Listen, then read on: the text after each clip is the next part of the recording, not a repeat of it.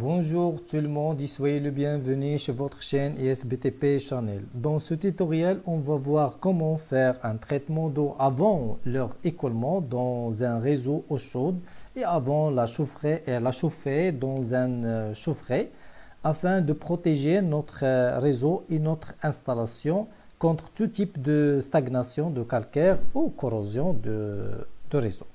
Pour le calcaire, on peut utiliser un adoucisseur. Premièrement, c'est quoi un adoucisseur d'eau? Tout simplement, c'est un appareil pour réduire la dureté de l'eau, c'est-à-dire sa teneur en sel de calcium et de magnésium. Donc, pourquoi on réduit la dureté de l'eau par l'adoucisseur? Premièrement, pour éviter les problèmes de santé de la peau et pour éviter les dommages de notre installation, tels que stagnation de calcaire à l'intérieur de réseaux d'eau chaude. On réduit la dureté de l'eau car l'eau de peu calcaire chauffait facilement, donc on fait économiser l'énergie et on fait augmenter la durée de vie de notre installation. Maintenant, on va voir les différents types de l'adoucisseur. En général, on a deux types, soit adoucisseur au CO2, soit adoucisseur d'eau à résine. Donc, l'adoucisseur d'eau au CO2, il est très efficace et son principe est basé sur l'injection de CO2 dans l'eau de façon proportionnelle au débit. Le CO2 entre ensuite en contact avec les carbonates afin de les transformer en bicarbonate soluble dans l'eau.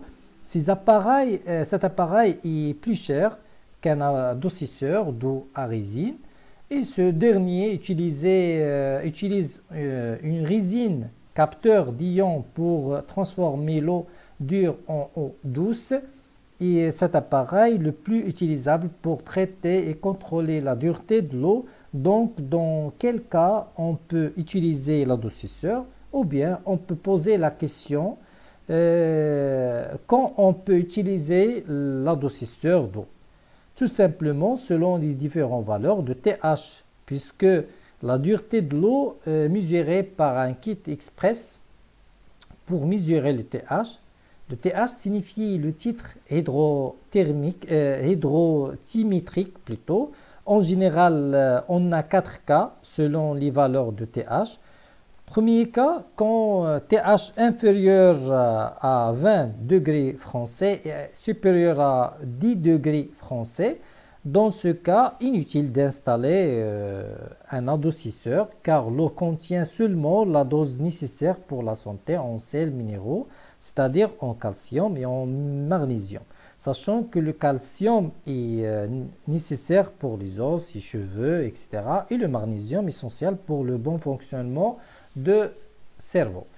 Deuxième cas, quand TH supérieur à 15 degrés français et inférieur à 25 degrés français, dans ce cas, il est possible d'utiliser l'adoucisseur pour protéger notre installation en eau chaude afin d'éviter tout type de stagnation de calcaire à l'intérieur de la tuyauterie et appareillage. Troisième cas, quand TH supérieur à 30 degrés français, dans ce cas, il est indispensable d'utiliser l'adoucisseur car les sels minéraux est trop dans l'eau et peut provoquer des problèmes sur notre installation tels que le bouchage de canalisation en calcaire. Quatrième cas, quand TH inférieur à 10 degrés français. Dans ce cas, l'eau est trop douce et qui provoque des problèmes agressifs pour les canalisations telles que la corrosion, etc.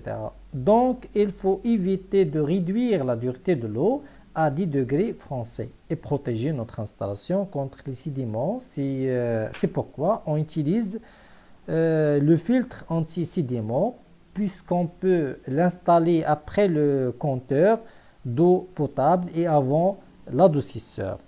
C'est un filtre à eau composé d'un système de filtration qui vise à séparer l'eau des particules solides, les résidus, en la faisant passer à travers d'un milieu poreux. Voilà.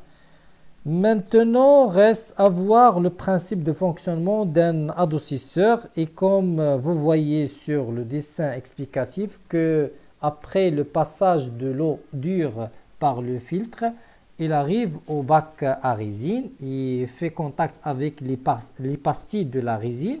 Ces derniers entourés par des ions de sodium Na+, qui va donner sa place aux ions de calcium Ca et magnésium Mg. Puis l'eau devient adossée lorsqu'elle arrive au fond de l'adoucisseur et riche en sodium et ensuite remontée vers les canalisations avant la chauffer par un pack, pompe à chaleur et un autre système tel que les panneaux solaires thermiques. On va bien expliquer ça dans la prochaine vidéo, Inch'Allah. Mais encore une fois, avec plusieurs traitements de l'eau par le bac à résine, il devient saturé en ions de calcium et ions de magnésium et plus pauvre en ions de sodium. C'est pourquoi on doit réactiver le bac à résine en versant une solution saline très riche en ions de sodium depuis le bac à sel vers le bac à résine à l'aide des commandes fournies par le programmateur cyclique, c'est-à-dire après chaque nombre heure au jour, ou bien par programmateur volumétrique, c'est-à-dire après chaque volume d'eau passé dans l'adoucisseur. Maintenant, on a l'eau adossée riche en sodium Na+, qui a le goût soudi et qui provoque la corrosion de notre canalisation. Donc, on doit utiliser un inhibiteur de corrosion sous forme d'un produit additif au catalyseur ou un système ou bien un objet qui sert à réduire l'exposition d'un objet ou un tuyauterie métallique à la corrosion. L'essentiel, ce inhibiteur de corrosion minimise les ions de sodium Na+, de l'eau dans les canalisations par des réactions chimiques afin de les protéger contre corrosion et augmenter la durée de vie de notre installation. Donc l'eau est prête pour se chauffer dans la chaufferette. Alors le circuit de l'eau dans la chaufferette, on va le voir dans la prochaine vidéo, Inch'Allah. Merci beaucoup pour votre attention. N'hésitez pas de faire liker et abonner à notre chaîne et même partager leur lien avec vos amis. Merci encore une fois et à la prochaine vidéo. Au revoir.